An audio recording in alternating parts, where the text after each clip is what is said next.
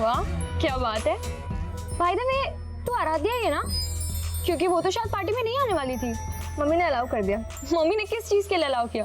जागरण के लिए या पार्टी के लिए? तेरे कपड़े तो देख। क्यों, क्या हुआ? आराध्या बहुत सुंदर लग रही हो। अब मैं क्या कह रहा था, मुझे तुमसे कुछ। आराध्या सॉरी। संध्या। आराध्या, संध्या पे तो हम मिले थे। Karan right? Right. Sense of humour अच्छा है तुम्हारा। वैसे क्या हुआ आज, चोर पुलिस खेल रहे हो क्या बॉयफ्रेंड गर्लफ्रेंड? अभिनव मेरा बॉयफ्रेंड नहीं है, he is just a friend. Okay.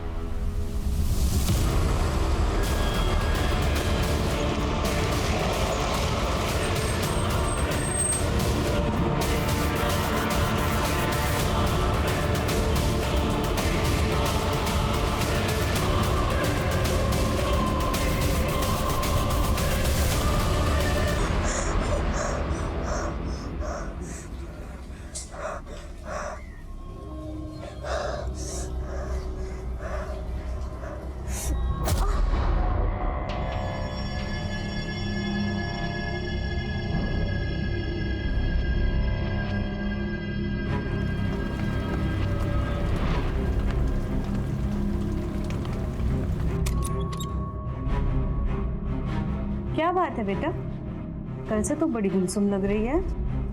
माँ वो कुछ नहीं, बस थोड़ी तबीयत ठीक नहीं है।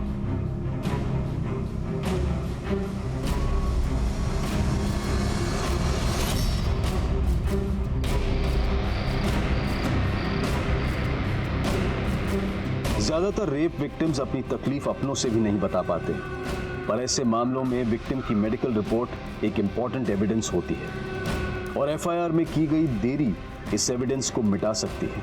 आराध्या ने अपने परिवार को भी ये बात 3 दिनों बाद बताई, लेकिन तब तक बहुत देर हो चुकी थी। शराब, पार्टी और लड़के, इसके अलावा कुछ सोचता है तुझे? ये तो होना ही था तेरे साथ। बस कर अंश, इसका रोड होकर के पहले ही बुरा हाल है और तू है कि इसको कोसे ही चला जा रहा है। और तू क्या कर रही है स्वासनी? अभी भी अंश को रोक रही है तू। बड़ा बोल रही थी ना, बड़ी टैलेंटेड लड़की पैदा की है। अरे हमारी इज्जत खराब करने के लिए पैदा हुई है ये। अब कुछ बोलेगी? कौन था वो, क्या नाम था उसका? कुछ बोलेगी? पापा नाम क्या? इसको तो उसकी शक्ल तक याद नहीं है। क्या? हाँ, नशे में टूल थी। मुझे तो लगता है दारू के साथ ड्रग्स भी लेना चालू कर दिया इसने। ड्रग्स नहीं लिया था मैंने, बस थोड़ी सी बियर पी ली थी। ऐसे बोल रही जैसे बहुत महान काम किया इसने। हाँ मैंने गलती की पापा, पर उसका मतलब ये नहीं कि कोई भी मेरा रेप कर देगा। 3 दिन से इसीलिए चुप थी कि मुझे पता था आप मुझे गलत समझोगे, और जिसने गलत किया है उसे कोई भी नहीं कोस रहा है। अरे तो कोसने के लिए कोई होना चाहिए ना। अब वो जो भी है उसे पुलिस ढूंढेगी। हाँ हाँ, तू तो बड़ी मिनिस्टर की बेटी है, पुलिस तेरे इशारे पे काम करेगी। क्या बोलेगी पुलिस को तू? तुझे उसका नाम, उसकी शक्ल कुछ तो याद नहीं है, तो चुपचाप घर पे बैठ, कहीं जाने की जरूरत नहीं है।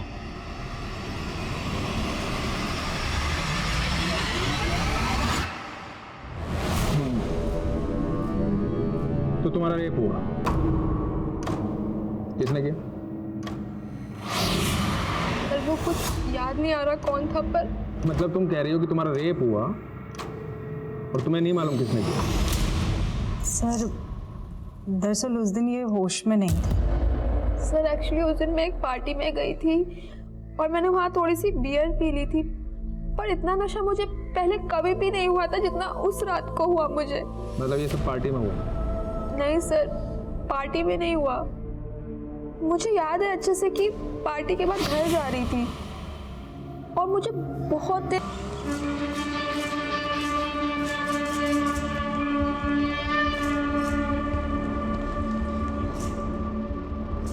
फिर मैंने रियलाइज किया कि मुझे पेट में दर्द हो रहा है, कुछ समझ ही नहीं आ रहा था। फिर मुझे एक टैक्सी दिखी और मैं टैक्सी लेके घर चली गई। कब हुआ है सब? 4 दिन पहले। मतलब तुम्हारा रेप हुआ आराध्या और तुम्हें यहाँ आने में 4 दिन लग गए। सर मैं नहीं समझ पा रही थी कि मैं कैसे आपको ये सब बताऊंगी। मतलब तुम कंफ्यूज थी। कहीं ऐसा तो नहीं कि ये होश आने और होश जाने के बीच में जो तुम्हारा रेप हुआ, जो तुम बता रही हो, ये सब वाकई में एक सपना हो? नहीं सर, मेरा ये कोई सपना नहीं था, मेरा सच में रेप हुआ है। अरे तो मान लेते हैं रेप हुआ है, पर रिपोर्ट बताओ किसके खिलाफ लिखूं? बोलो।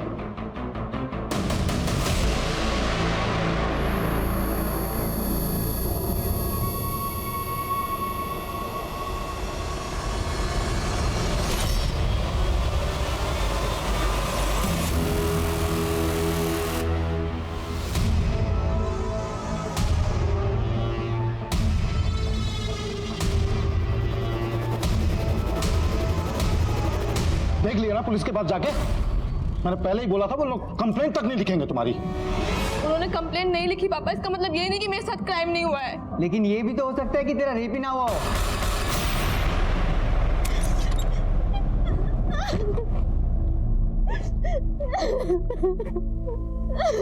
बस बस कर, चुप हो जा। अंश और तेरे पापा कुछ भी बोले, लेकिन मैं तेरी लड़ाई लड़ूंगी। लेकिन बेटा तुझे याद करना होगा कि वो कौन था। ध्यान से सोच, शायद तुझे उसकी शक्ल याद आ जाए। अच्छा ये याद कर कि तू उस दिन उस सड़क से उस कमरे तक कैसे पहुंची। तू खुद से गई थी या तुझे कोई जबरदस्ती लेकर के गया था? ओके ठीक है, बाय।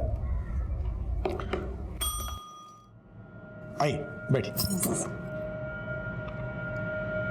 आ जाओ बैठ। सर जब से ये सब हुआ है तब से ये बहुत सदमे में है। मैं समझ सकता हूं बेटा, डरने की जरूरत नहीं। तुम्हारे साथ जो कुछ भी हुआ है हमें ठीक से बताओ।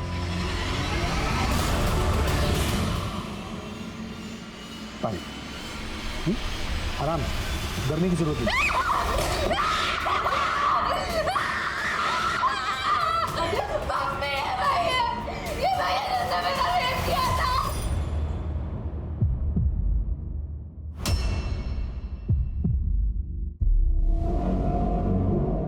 क्या बोल रही है? सॉरी सर, ये बहुत डिस्टर्ब है जब से ये सब कुछ हुआ है।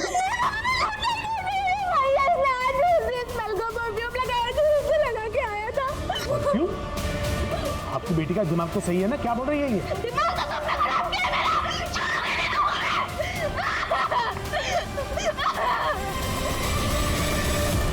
आराध्या कह रही थी कि उसे उस आदमी का चेहरा तक भी याद नहीं है जिसने उसके साथ बलात्कार किया था, और अब परफ्यूम की स्मेल की दलील देकर एक एसएसपी पर गंभीर आरोप लगा रही थी। क्या ये आराध्या का कोई भ्रम था या फिर उसके आरोपों में वाकई कोई सच्चाई थी? लेकिन उसके आरोपों ने पुलिस महकमे में हलचल पैदा कर दी थी, क्योंकि ये बातें न्यूज चैनल्स की हेडलाइंस और अखबारों की सुर्खियां बन चुकी थी। इन आरोपों से पुलिस डिपार्टमेंट की काफी बदनामी हो रही थी। इसके बाद एसएसपी अजीत सिंह ने अपने पद से खुद ही इस्तीफा दे दिया और अपने ही खिलाफ जांच का समर्थन करने लगे। मेरी 30 साल की सर्विस में मुझे लगता है कि उसकी दिमागी हालत ठीक नहीं है, और जहां तक उस लड़की का सवाल है, या तो वो किसी के बहकावे में आकर मेरी छवि बिगाड़ने की कोशिश कर रही है। सर, ये अजीत सिंह तो बहुत काबिल ऑफिसर है। तुम कैसे जानते हो अजीत सिंह को? दरअसल 5 साल पहले जब मैं आदिल सर के साथ काम कर रहा था, उस वक्त इनसे मुलाकात हुई थी, और सर तब इन्होंने एक बहुत बड़े सेक्स रैकेट का पर्दाफाश किया था, और अभी खुद रेप केस में फंसे हुए हैं। स्ट्रेंज। उस दिन तो तुम्हें किसी आदमी का चेहरा भी याद नहीं था, और आज तुम कह रही हो कि अजीत सर के परफ्यूम की स्मेल रेपिस्ट के परफ्यूम की स्मेल से लगती है। पर एक जैसा परफ्यूम तो कई लोग इस्तेमाल करते हैं। अब इन बातों से तुम्हारे दिमागी हालात पर सवाल उठेगा कि नहीं? देखिए, अगर मैं आपको पागल लग रही हूँ तो मेडिकली प्रूफ करके दिखाइए। पहले मेडिकली ये तो प्रूव हो जाने दीजिए कि तुम्हारा रेप हुआ है। तो आप मुझे झूठा साबित कर रहे हैं? झूठ और सच तो सबूत साबित करेंगे। अब आते हैं तुम्हारी स्टेटमेंट पे। उस सुबह जहाँ तुम ऑटो का वेट कर रही थी वहाँ कोई भी सीसीटीवी नहीं है, तो किसी बात का कोई प्रूफ नहीं है, और तुम्हें याद नहीं है कि तुम उसके बाद गई कहाँ। लेकिन सर मुझे ये तो याद आ गया है ना कि उस दिन एक ब्लैक कार आई थी और उस कार में कोई था जो मुझे लिफ्ट के लिए पूछ रहा था। वो कार से उतरा और मुझे अपने साथ लेकर गया और मुझे पता भी नहीं चला। अब तुम ये कहोगी कि उस ब्लैक कार में अजीत सर थे? नहीं, वो आदमी कोई और था। मतलब कार में तुम्हें कोई और लेके गया और तुमने रेप का इल्जाम अजीत सर पे लगाया?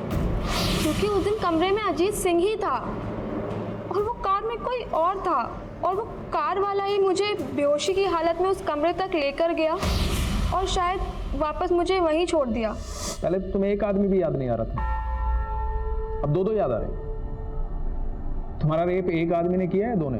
एक ने, और वो एक आदमी अजीत सिंह है जो उस दिन उस कमरे में था। कहाँ था वो कमरा? कौन सा होटल, कौन सा लॉज? कुछ कह नहीं सकती। उस दिन तुमने बताया था कि तुमने बियर पी रखी थी। ऐसे कितनी बियर पी थी कि जो तुम्हें होश नहीं था? शायद 2। और यही बात मुझे भी समझ नहीं आ रही है कि 2 बियर में मुझे इतना नशा कैसे हो सकता है। मतलब कोई और था वहाँ जिसने तुम्हारी बियर में नशीली दवाई मिलाई? मुझे भी ऐसे ही लग रहा है कि मेरी बियर में नशे की गोली किसी ने पार्टी में ही मिलाई थी। अगर ऐसा था तो पॉसिबल है कि वो शख्स जिसने तुम्हारा रेप किया है उसी पार्टी में मौजूद था। आराध्या अपने गुनहगारों के बारे में कितना जानती थी ये अब भी साफ नहीं था, लेकिन उस पार्टी वाली रात की आराध्या से जुड़ी एक एक एक्टिविटी का पता किया जा रहा था। जैसे वो उस पार्टी में किस ऑटो से गई थी, किस टैक्सी से वो अगली सुबह अपने घर पहुंची थी, और इनके बीच में वो काली कार किसकी थी जिसने उसे लिफ्ट दी थी, वो कमरा कहाँ था जहाँ उसके साथ बलात्कार किया गया था। हाँ सर, उस रात मैं पार्टी में मौजूद था, लेकिन जब मैं वहाँ से निकला तब आराध्या वहीं पे थी। वो नैना और अपने फ्रेंड्स के साथ ड्रिंक्स कर रही थी। उसके बाद क्या हुआ कुछ नहीं पता मुझे। सर आराध्या तो पार्टी में भी नहीं आने वाली थी। क्यों? सर एक्चुअली आराध्या के पापा बहुत स्ट्रिक्ट है, वो उसे कहीं नहीं जाने देते, लेकिन उसकी मम्मी बहुत सपोर्टिव है, तो उसकी मम्मी ने उसे बाद में अलाउ कर दिया था। ये आराध्या पार्टी बनने से तुमसे पहले चली गई थी या बाद में? सर वो पहले ही चली गई थी, लेकिन हाँ सर मैंने बाद में अभिनव को उसके पीछे जाते हुए देखा था। ये अभिनव कौन है? सर अभिनव आराध्या का बॉयफ्रेंड है। हाँ सर, उसने मुझसे ब्रेकअप किया था, लेकिन सर उसने मुझ पर कोई भी रेप एलिगेशंस नहीं लगाए। लेकिन तू उसके पीछे तो गया था, शायद किसी को देखा उसके पीछे। सर मैं उसके पीछे गया था, लेकिन इससे पहले कि मैं उससे बात करता मेरे दोस्तों ने मुझे रोक लिया। आप चाहे तो उनसे पूछ सकते हैं। और आराध्या से तो मैं मिला तक नहीं था सर, वो पूरे पार्टी में करण के साथ ही था। करण? सर मैं उस रात सिर्फ दूसरी बार मिला था आराध्या से सर। हाँ लेकिन सर मुझे ऐसा फील हो रहा था सर, वो अपने बॉयफ्रेंड अभिनव को जलाने के लिए बार बार मेरे पास आने की कोशिश कर रही थी सर। लेकिन सर मैंने उसे साफ क्लियर कर दिया था कि मैं अभी किसी और के साथ हूँ सर। ठीक है, तुम जा सकते हो। Thank you sir. सर उस टैक्सी वाले का पता चल गया जिसने उस सुबह आराध्या को घर पे छोड़ा था। हाँ साहब, उस सुबह मैंने इस लड़की को एमजी क्रॉसिंग रोड से इसके घर सुंदर नगर छोड़ा था। ये लड़की कह रही है इसके साथ रेप हुआ था। उस दिन जहाँ से इसने तुम्हारी टैक्सी हायर की थी ये फुटपाथ पे बेहोश पड़ी थी, तुमने देखा था इसे बेहोशी की हालत में? नहीं साहब, मैं तो खुद अपनी टैक्सी में सो रहा था, इसने खुद मुझे जगा के मेरी टैक्सी हायर की। और इसके साथ क्या हुआ क्या नहीं हुआ साहब वो तो मुझे नहीं मालूम। क्या रंग है तेरी टैक्सी का? साहब सफ़ेद है।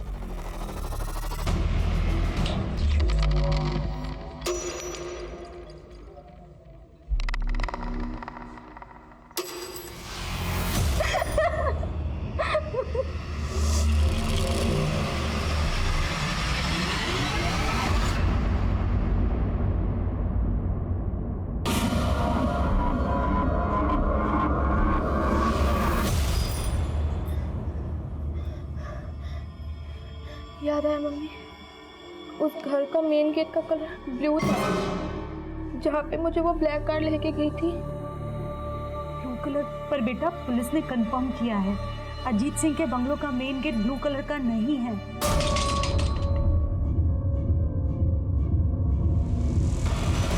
लेकिन मेरा रेप उसी ने किया है मम्मी, और जिस घर का गेट ब्लू था अजीत सिंह मौजूद था वहाँ पे। अच्छा ठीक है, तू ये याद करने की कोशिश कर कि उस ब्लैक कार में कौन आदमी था।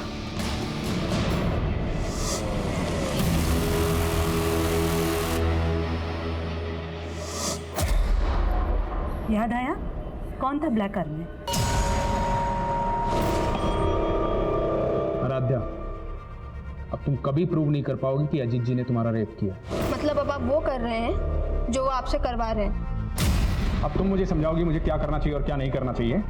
सर नाराज मत होइए, बच्ची है, नादानी में भूल गई। नादान बहुत पहुंची हुई चीज है ये।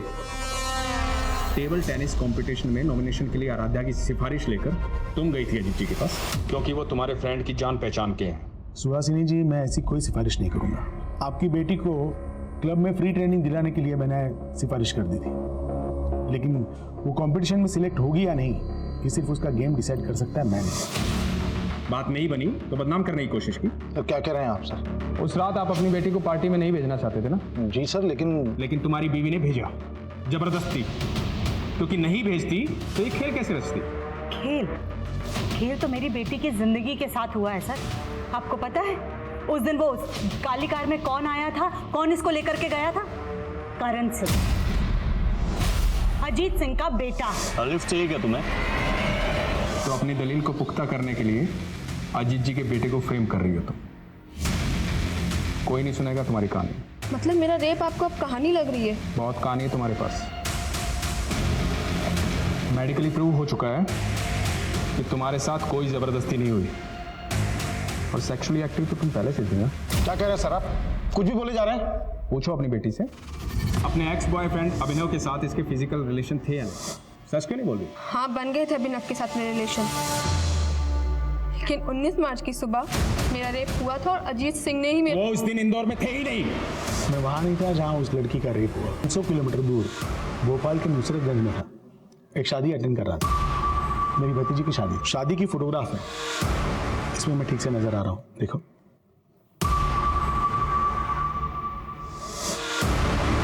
अपने एलिगेशन वापस लो, नहीं तो इस केस में उल्टे बुरी तरह फंस जाओगे।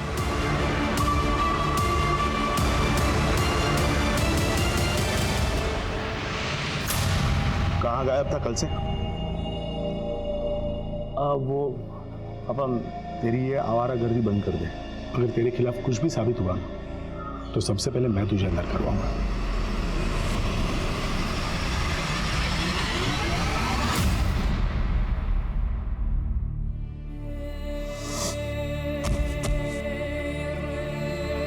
तुम लोग ओवररिएक्ट कर रहे हो। ये भी तो हो सकता है कि कोई आराध्या,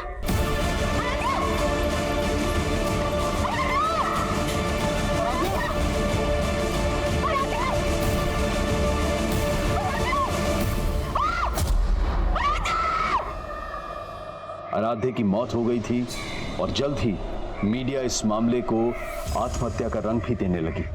मेरी बेटी इतनी कमजोर नहीं थी, वो आत्महत्या नहीं कर सकती है। उसको तो हाइट का फोबिया था, ऊंचाई से नीचे देखते ही उसको चक्कर आने लगते थे, तो फिर वो खुद कूद कर अपनी जान कैसे दे सकती है? उसको जरूर किसी ने धक्का दिया था, उसकी हत्या हुई है।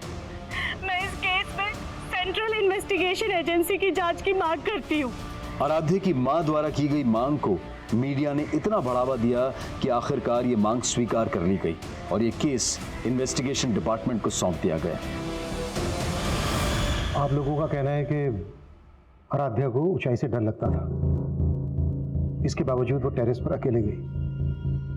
क्यों गई होगी वो टेरेस पर? सर ऐसे ही गई थी, लेकिन कभी भी वो मुंडेर के पास नहीं जाती थी। आप लोग कहाँ थे उस वक्त? हम सब लोग यहाँ नीचे थे और तभी अचानक से आराध्या की चीखने की आवाज सुनी और जाकर के देखा तो सर अगर आराध्या खुद कूदी होती तो फिर वो चीखती क्यों? उसको जरूर किसी ने धक्का दिया था। पक्का उस अजीत सिंह और उसके बेटे का ही हाथ है इसमें। आप लोगों के कहने का मतलब है कि एसएसपी अजीत सिंह और उनके बेटे करण ने किसी को आपके टेरेस पर भेजा, उसने आराध्या को धक्का दिया। लेकिन आप लोगों के घर पर होते हुए आपके टेरेस पर कौन आ सकता है?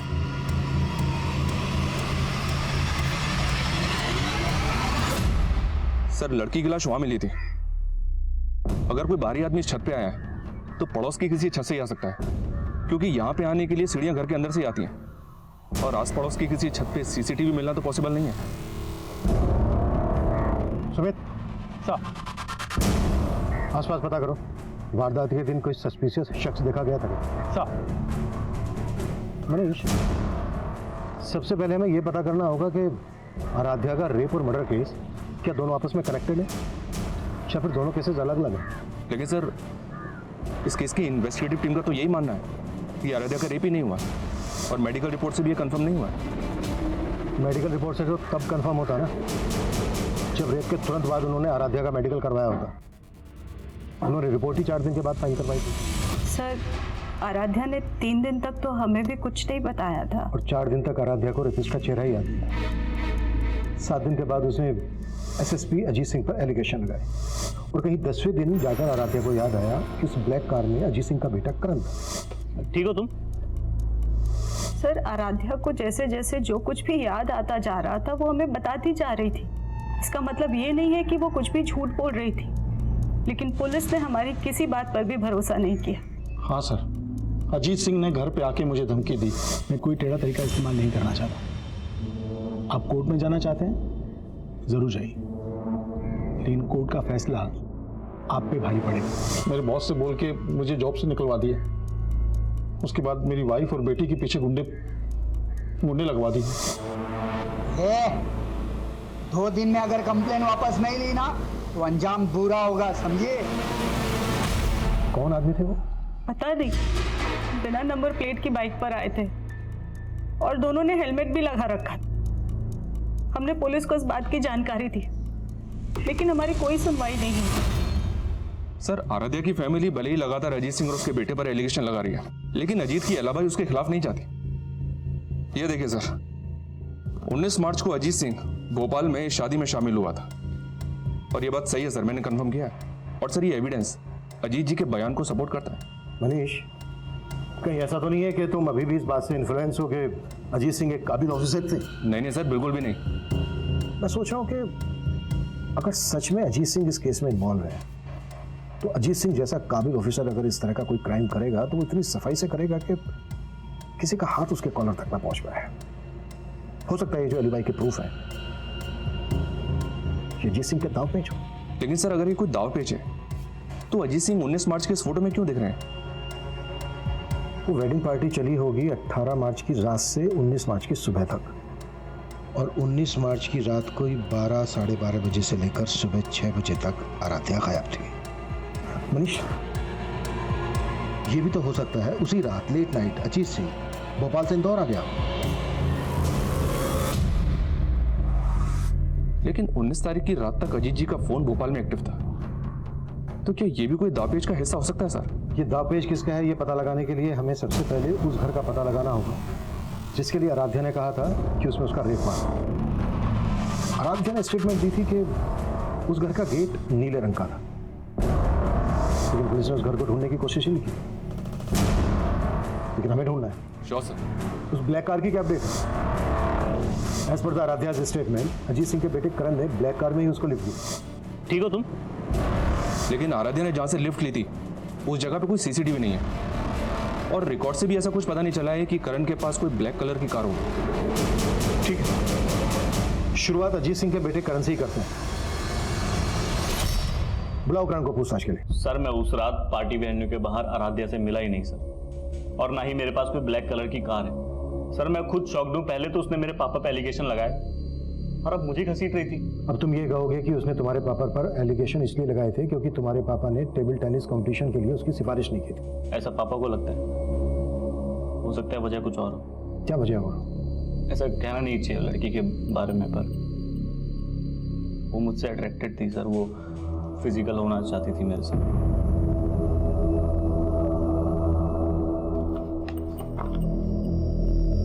लेकिन तुमने अपने एक बयान में कहा था कि तुम आराध्या से सिर्फ 2 ही बार मिले थे। हाँ सर 2 ही बार मिला था, और सर दूसरे बार ही मुझे ऐसा सिग्नल देने लगी सर। तुम अपनी गर्लफ्रेंड के साथ लॉयल हो या फिर मैं पसंद नहीं तुम्हें? एक मिनट सॉरी आई कांट। मैंने उसे साफ मना कर दिया। हो सकता है उसकी ईगो हर्ट हुई सर। आप खुद सोचो सर, अगर मुझे कुछ करना होता तो मैं तब नहीं करता। ऊपर से उसने ऐसे कहा कि मैं उसे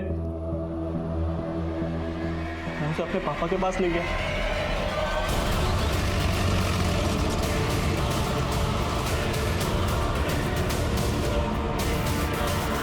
थे, लेकिन इस केस में अभी बहुत कुछ था जो सामने नहीं आया था। जैसे कि आराध्या की मौत के पीछे का राज क्या था, वो नीले गेट वाला घर अगर था तो कहां था, वो काली गाड़ी अगर करण की नहीं थी तो किसकी थी, और उस रात पार्टी में मौजूद लोगों से भी इन्वेस्टिगेटिंग डिपार्टमेंट अपने तरीके से पूछताछ कर रही थी। और उस टैक्सी वाले को भी फिर से तलब किया गया जिसने आराध्या को रेप के बाद उसे उसके घर छोड़ा था।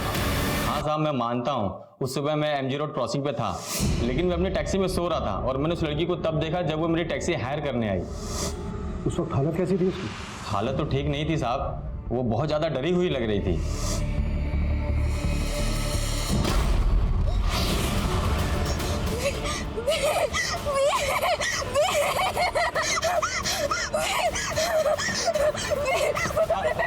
अरे क्या हुआ मैडम? साहब मुझे कुछ समझ ही नहीं आया, वो कौन से व्हील और कौन से कमरे की बात कर रही थी। ये टैक्सी वाला बोल रहा है कि आराध्या किसी व्हील और कमरे की बात कर रही थी। कहीं ये कमरा वही तो नहीं जिसमें आराध्या का रेप हुआ था? तो किसी व्हील का भी उस ब्लू गेट वाले घर से कनेक्शन है? ऐसा कोई घर मिला? नहीं सर, फिलहाल तो नहीं। हाँ, लेकिन आराध्या की दोस्त नैना ने एक नई स्टेटमेंट दी। सर मैंने ये बात पहले भी पुलिस को बताने की कोशिश की थी, लेकिन वो वही जानने में इंटरेस्टेड थे जो वो जानना चाहते थे। कब की बात है ये? क्या हुआ? मुझे लगा वो श्वेता शायद अभी यहीं खड़ा था और हमें मोबाइल में रिकॉर्ड कर रहा था। सर तब तो हमने ये बात को इग्नोर कर लिया था, लेकिन आराध्या के रेप और मर्डर के बाद ऐसा लगा कि शायद इसका कुछ कनेक्शन हो। नाम क्या उस घर का? सर शंकर, वो यही काम करता है।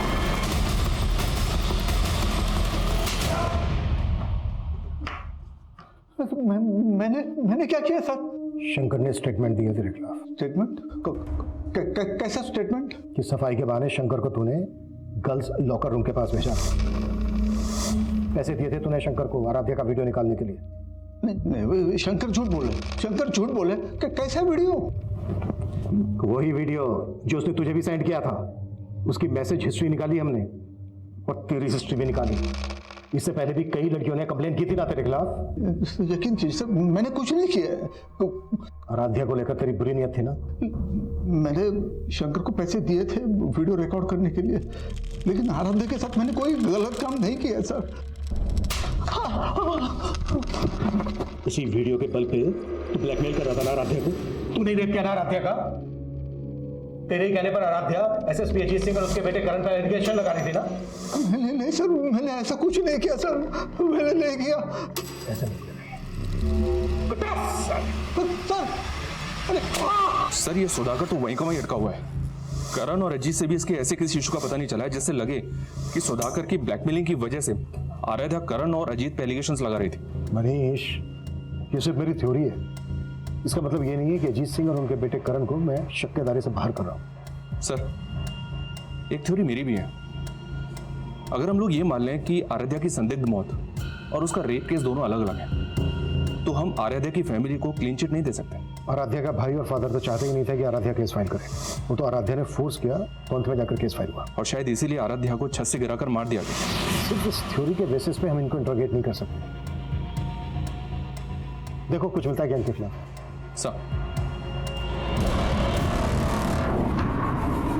अब आराध्या के पिता और भाई शक के दायरे में थे और तभी एक नई जानकारी सामने आई। आराध्या का जिस दिन मर्डर हुआ था सर, उसके कुछ दिन पहले से ये आदमी आराध्या के घर के पास मंडरा रहा था। कौन है? आराध्या की फैमिली ने तो उसको आइडेंटिफाई नहीं किया है, पर अपनी एक टीम इसकी पहचान पता करने में लगी हुई है। सर, मुझे आपको एक बात बतानी थी। मेरे पास कुछ दिन पहले एक फोन आया था। हेलो सर, वो फोन एक लड़की का था। इस केस के बारे में कुछ जानती थी, मुझसे मिलना चाहती थी, पर केस तब तक आपको ट्रांसफर हो गया।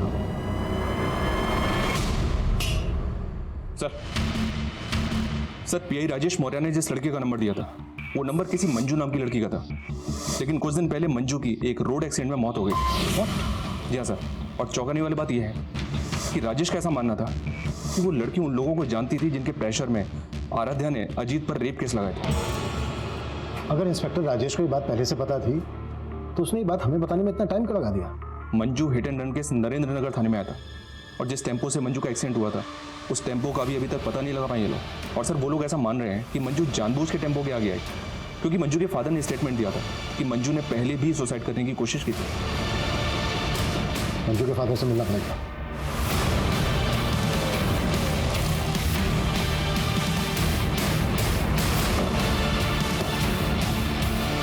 हाँ साहब, ये सच है कि मेरी बेटी ने आत्महत्या करने की कोशिश की थी। लेकिन आपकी बेटी मंजू ने पहले आत्महत्या करने की कोशिश की ही क्यों थी? वो आदमी पापा, साहब मेरी बेटी ने बताया कि वो लोग उसे ब्लैकमेल करके उसके साथ ज़बरदस्ती करते थे साहब। मुझे अपनी बेटी पे शक था पहले कि शायद उसका चक्कर उस गाड़ी वाले के साथ चल रहा है। कौन गाड़ी वाला? क्या वो गाड़ी ब्लैक कलर की थी? जी साहब।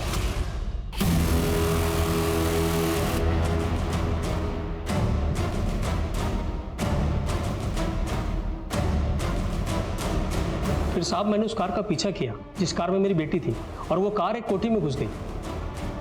मैं कोठी में जाने की कोशिश की, लेकिन साहब वॉचमैन ने मुझे अंदर जाने नहीं दिया। कहाँ है वो कोठी? सब आराम नगर में है साहब। जिस कोठी की बात तुम कर रहे हो, ब्लैक कलर की कार जिस कोठी में घुसी थी, उस कोठी का गेट नीले रंग का।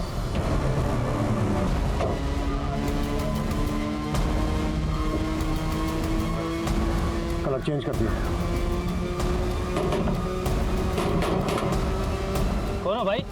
अरे गाड़ी में डालो इसको। अरे साहब मैंने क्या किया साहब?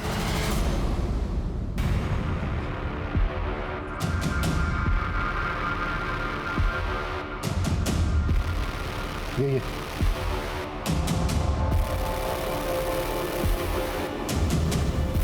साहब मुझे कुछ समझ ही नहीं आया, वो कौन से व्हील और कौन से कमरे की बात कर रही थी।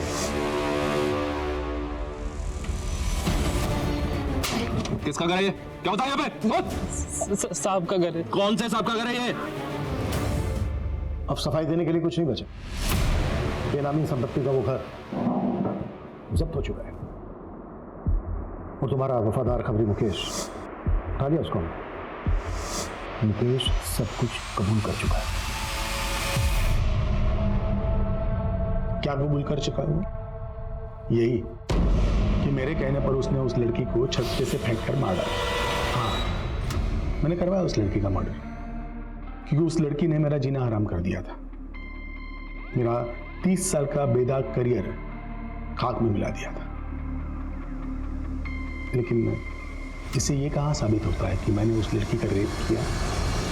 अजीत सिंह एक बहुत ही पावरफुल और पहुंच वाला ऑफिसर था, इसलिए आईडी के लिए यह बेहद जरूरी था कि वो उसके खिलाफ पुख्ता सबूत जुटाए। आईडी की टीम ने क्राइम सीन की फोरेंसिक जांच करवाई, और वहां उन्हें आराध्या, अजीत और कुसुम तीनों के ही डीएनए के ट्रेसेस मिले, और उस प्रॉपर्टी की डिटेल से यह भी पता चल गया कि वो बंगलो अजीत सिंह की ही एक बेनामी संपत्ति थी। तुम मुंह खोलेगा या फिर मैं मेरे तरीके से मुंह खुलवाऊं तो कैसे? गर्मी मत दिखाओ जिंदल, गर्मी अच्छे को खा जाती है, मुझे भी खा गई। औदा मिलते ही अंदर की सारी बुरी आदतें उबाल मारने लगती हैं। मुझे लड़की की आदत थी और मेरे बेटे को ड्रग्स की। मैंने कई बार कोशिश की कि उसकी ये आदत मैं छुड़वाऊं, लेकिन बाद में हम दोनों ने संधि कर ली। मैं उसकी आदतें पूरी करता था और वो मेरी जरूरत है। सर मंजू, मैंने उससे दोस्ती करी, उसे लगा मैं उससे प्यार करता हूँ, लेकिन मैं उसे अपने पापा के पास ले गया। मंजू कमजोर थी, उसे मजबूर करना बहुत मुश्किल नहीं था, लेकिन आराध्या नखरीली क्रीम थी। करण को उसके लिए बहुत पापड़ बेलने पड़े। सर वो पार्टी में आराध्या के बियर में मैंने नशे की गोली मिलाई थी सर। पार्टी के बाद जब आराध्या घर को निकली तो मैं उसके पीछे गया। मैंने देखा सर वो ऑलमोस्ट बेहोश सी पड़ी थी रास्ते में। मैं उसे लिफ्ट दी और पापा के पास ले गई। तुझे लगा कि आराध्या तुझे कभी पहचान नहीं पाएगी, लेकिन आराध्या ने तुझे पहचान लिया, वर्दी उतरवा दी तेरी, और ये बात तेरे से बर्दाश्त नहीं हुई। हाँ, नहीं हुई मुझसे बर्दाश्त, और ये बात भी मुझसे बर्दाश्त नहीं हुई कि मेरा ही डिपार्टमेंट मेरे पीछे हाथ धो करके पड़ा था। और वो खबरी मुकेश मेरा पुराना वफादार, और उसने मेरे कहने पर आराध्या को खत्म कर दिया। मंजू को भी तू नहीं मरवाया ना? मंजू सर पे चढ़ने लगी थी। आराध्या की हिम्मत देखकर उसे भी हिम्मत आने लगी थी। उसने इंस्पेक्टर राजेश को फोन कर दिया। हेलो। ये बात मुझे पता चल गई और मौका देखते ही मैंने उसे भी। पुलिस रक्षक होती है, भक्षक नहीं। और एक बाप अपनी औलाद को सही रास्ते पर लाता है, गलत रास्ते पर नहीं। तूने अपने बेटे को अपने निजी स्वार्थ के लिए गलत रास्ते पर लाया।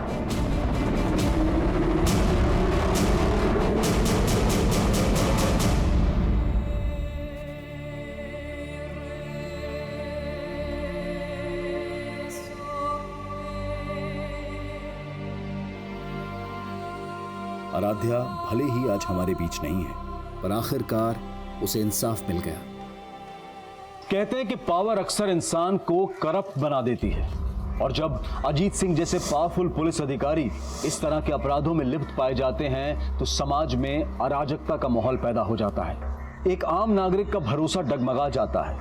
जो सिस्टम उसके अधिकारों को ताकत देने के लिए बना हो, अगर वही सिस्टम उसे कमजोरी का एहसास दिलवाए तो समाज का स्वरूप डरावना हो जाएगा। लेकिन सामाजिक और पारिवारिक स्तर पर हमें भी अपनी सोच में, अपने ख्यालों में वो आजादी लानी होगी जो महिलाओं को एक दबाव मुक्त, एक अपराध मुक्त माहौल दे सके। लेकिन हमें उस सोच से भी बचना होगा जहां बेफिक्री की आदत हमें तमाम फिक्रों में जकड़ लेती है, जैसा कि आराध्य के साथ हुआ। जिंदगी शौक से जीना अच्छी बात है, लेकिन शौक पूरे करते वक्त इतने भी बेखौफ ना हो जाएं कि हमें अपने आसपास खतरे की दस्तक भी ना सुनाई दे।